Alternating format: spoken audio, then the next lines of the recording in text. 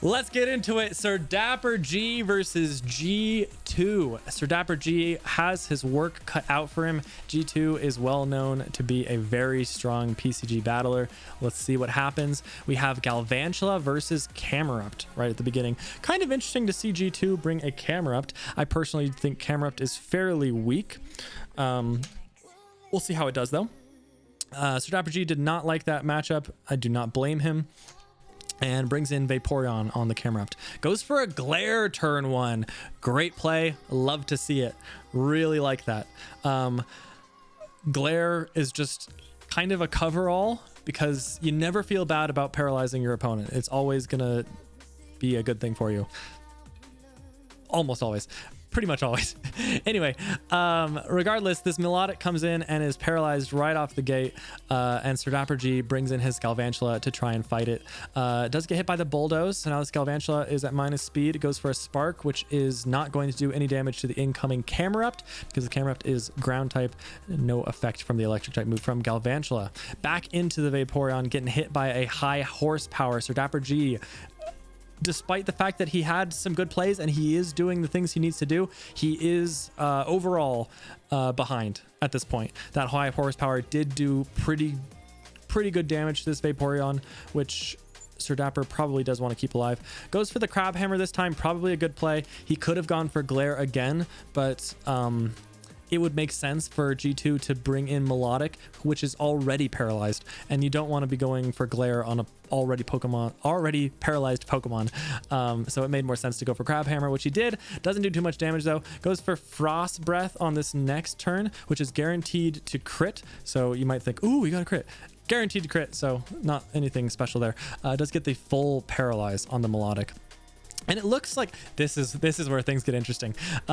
So SirDapper does have a way of dealing with Melodic, right? He's got his Galvantula, but he's already seen at the beginning of this battle that every time he goes into Galvantula, G2 goes into Camerupt, which I was just mentioning that I don't like Camerupt. However, Camerupt does have a very, very good matchup against Galvantula specifically. So SirDapper is in a bit of a bind. He has an answer for the Melodic, but he can't use it. So he needs to find something that he can do to try and get himself back into this game. And this is what he does.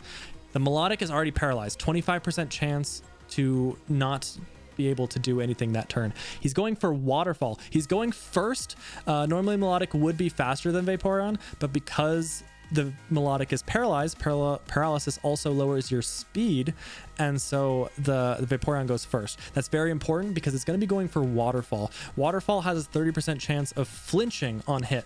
You can only flinch if you go first, and now this Vaporeon is faster, so it can go first. So long story short, what's happening here is this Melodic has a 25% chance of being fully paralyzed and not being able to attack, and a 30% chance of getting flinched by the Waterfall and not being able to attack. So an interesting way that SirDapper tries to go for it, gets the flinch with that Waterfall.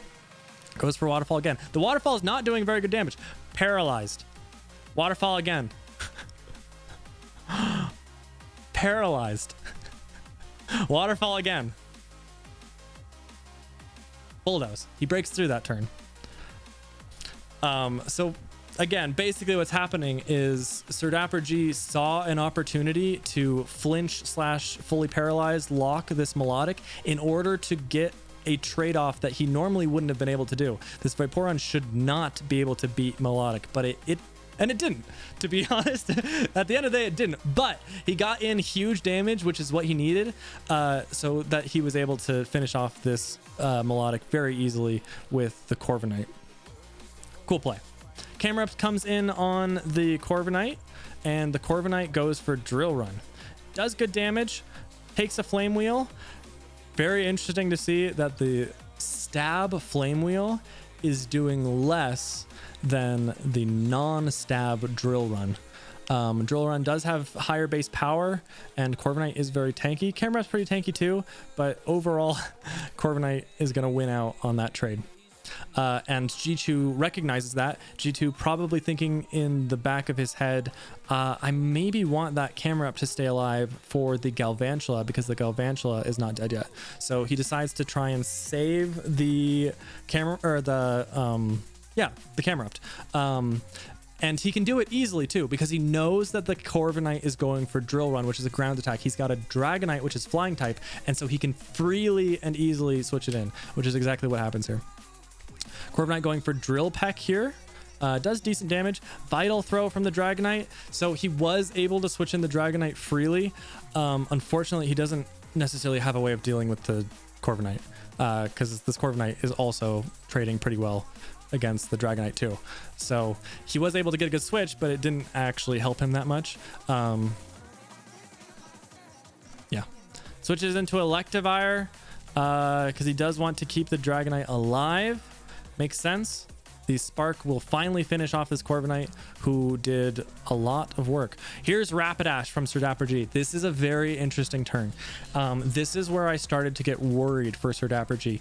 I knew that he has this Rapidash, and this Rapidash is very good. It knows Eruption, and Eruption is going to do damage based on how much health you have remaining. So he is at full health, so his Eruption will be doing full damage, which I believe is 150 base power. Really strong. But as soon as he loses some health, he's not doing nearly as much damage. So he needs his Rapidash to stay at full health so that he can clean up and finish off G2 with Eruption. And that's not what happens here. He goes for Eruption here, and it almost kills the Electivire, but the Electivire had too much health. And so now the Rapidash is taking Spark damage, and now the Rapidash is not at full health. So the Eruption is not going to do nearly as much as it was doing before. It should still do enough to kill. Goes for the Fire Punch just in case, which makes sense. Nice little thing for SirDapperG that he does have that coverage of also having Fire Punch, which also does good damage. Camera Up comes in. Rapidash goes for Fire Punch. Doesn't do a whole lot. High Horsepower does kill it. So what I was talking about earlier is I was worried because I saw that SirDapperG's, in my head, his strongest Pokemon being Rapidash, and he didn't really get that much value out of it. I think it could have done a lot more. We'll see what happens though. Gengar comes in, goes for Hex, takes out that Camerupt, which possibly opens up the Galvantula. Goes for Hex against the Escavalier as well. Bone Club going to one-shot the Gengar. Yikes. Here's that Galvantula. Not doing too much damage with Spark. Does get that Paralysis. Bone Club doing some decent damage. Goes for the Spark again. He needs one more after this one. Bone Club not quite going to kill. And there's the Escavalier out of the way, which again would have been very easy to deal with had the Rapidash stayed alive. But he was able to take it out with Galvantula anyway, so lucky that he still had an answer for that. Aqua Jet from the Alchemy will finish off the Galvantula. We have a 2-on-1. I want to say this is his last Pokemon. I think this is the last Mon from Dapper, which is a Cursula. And things are about to get crazy. So Cursula should be able to beat Alchemy. Cursula is very high in special defense, very low in physical defense. So if you hit a Cursula with a physical attack, it's going to go down, basically. But Alchemy usually has special attacks. So this Cursula should be able to beat the Alchemy. The problem in this battle is that G2 kept his Dragonite alive, and Dragonite is faster than Cursula. So what should happen here is G2 should try and get damage on the Cursula. I just remembered this is definitely his last Pokemon, by the way, from SirDapperG. This is definitely the last Pokemon. It is Cursula. So what should happen here? Alchemy should try and do as much damage as it can to Cursula just to trade out. Then the Dragonite comes in, uses a physical attack, and the Cursula is going to drop. That's the way that you pretty much can guarantee that you win. What ends up happening is a huge misplay. G2 switched into Dragonite.